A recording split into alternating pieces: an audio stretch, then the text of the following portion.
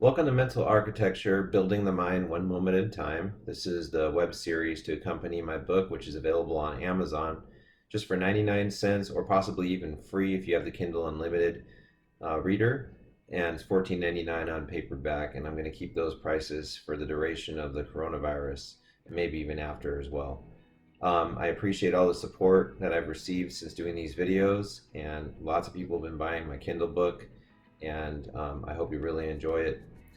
Anyway, the topic for today is memories, and this follows up with my previous video where we talked about past, present, and future. So I'm going to ask you guys a question. I want you to think back to what happened to you on December 18th, 2017. Oh, you don't remember? How is it that we could have experienced an entire day back then and not remember it now? How about 3.5 weeks ago on Tuesday? Do you remember everything you did? Do you remember what you had to eat for lunch? Do you remember what you watched on TV? It might not be as hard to think back, just 3.5 weeks ago, but I'm sure there's some people who can't remember that either. And it's like, well, we went through that whole day. What happened to it?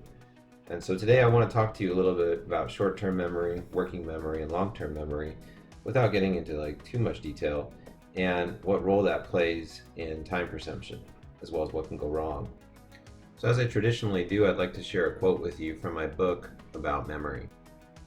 Neurologically, forgetting short-term information corresponds to a nerve impulse ceasing its transmission through a neural network associated with that information. When you think about it, everything in life that you experience and everybody you interact with and all the impressions that are left on you are really stored and reducible to these nerve impulses in your brain. So it's kind of weird, but the reality that you experience around you is also contained within you, and without those nerve impulses going to the right places, you wouldn't know what happened, where you were, or even who you were. Information in our brains is very fickle, and that has to do with the nature of working memory and long-term memory. So working memory is more of a blanket term for short-term memory, and it has to do with the way information comes in, is stored, and retrieved. And there are several centers in the brain responsible for coordinating memories. A lot of people think it all happens in the hippocampus, but that's not necessarily the case. Let me explain to you about how the different types of memory work.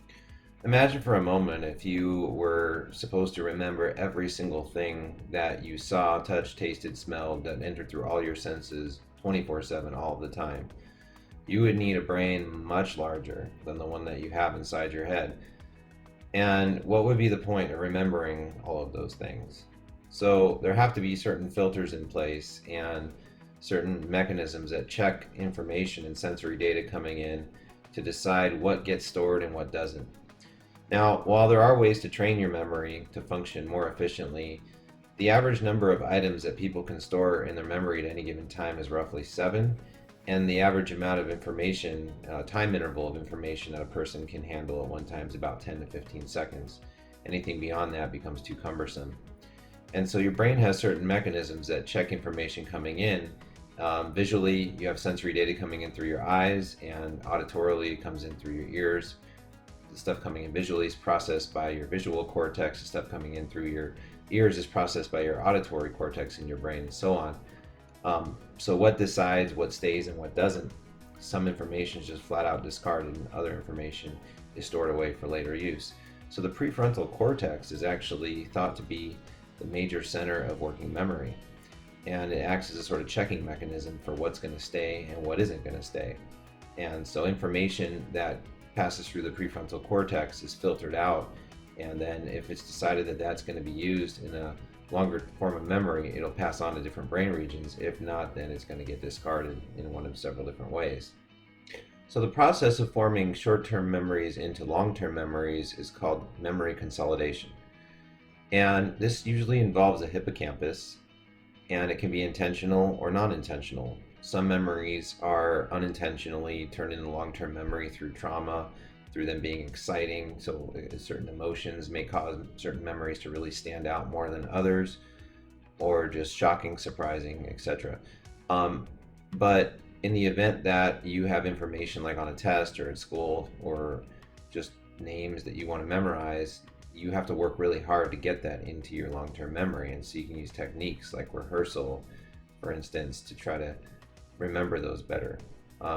Conceptual understanding of topics also helps you remember things better than if you just flat out memorize. And some people are blessed to have a visual memory for things, a photographic memory, which also really helps. But there are instances in which the memory doesn't work properly, and those are actually pretty fascinating to study. Oliver Sacks, who some of you may have heard of, was a very famous neuroscientist, unfortunately, who passed away a few years ago, who wrote some books like The Man Who Mistook His Wife for a Hat, and he focused on what happens to people whose memory centers of their brains are badly damaged.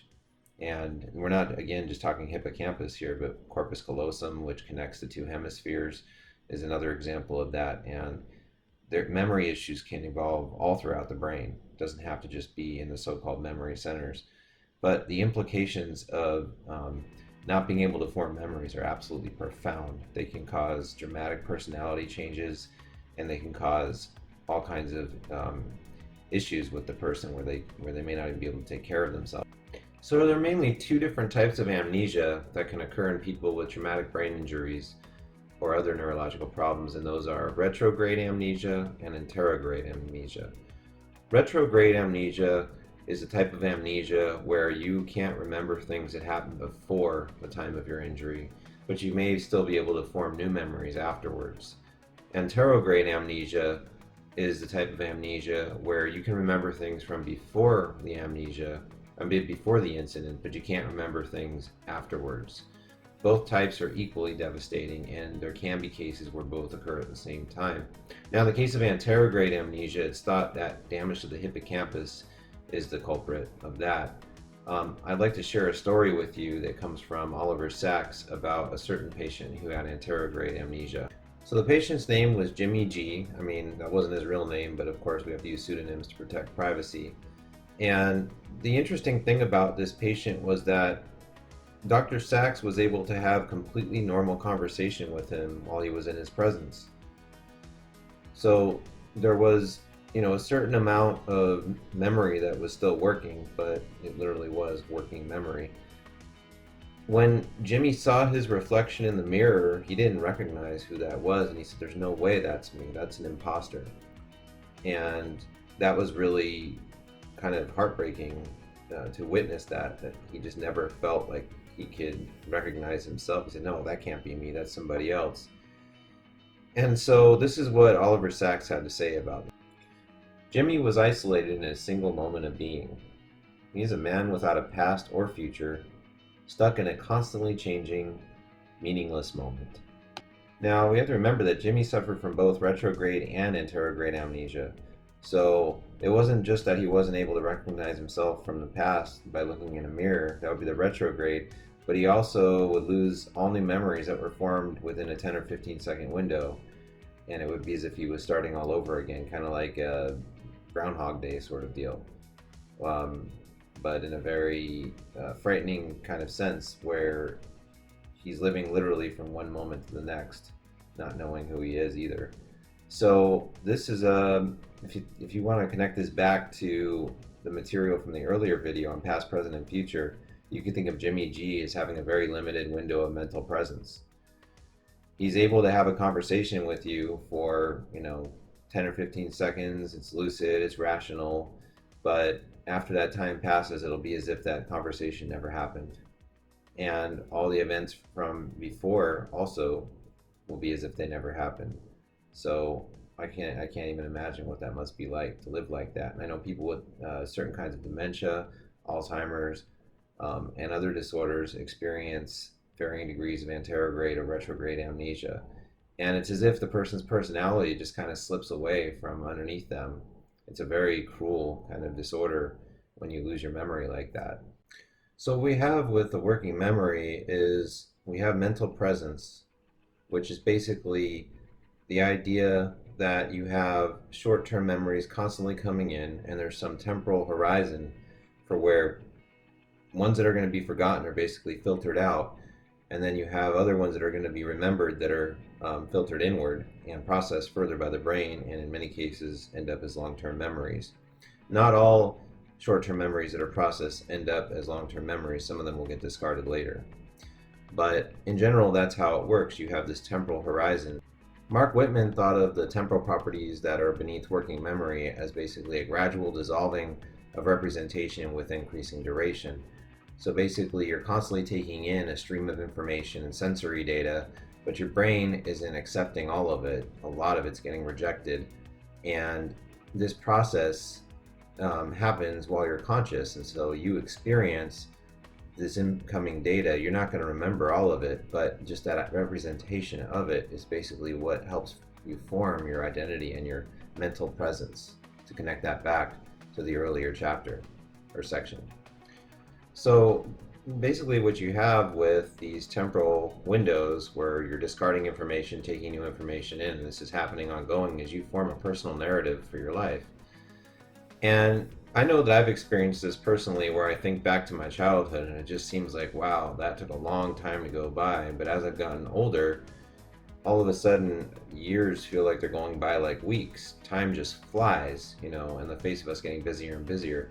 But there actually may be a scientific explanation for that, and that has to do with the fact that larger chunks of your long-term memory are being filtered out to allow your brain to bring in some new ones. So that's how it can seem like time is sped up so much over such a short period of time. I mean, some people do feel like, gosh, I got from childhood to where I'm at now super fast. How did things go by so fast? It has to do with forgetting. You just forget more as you get older. It's really nothing more than that. So what is your past then? Well, your subjective past is basically your collection of long-term memories, and that changes over time.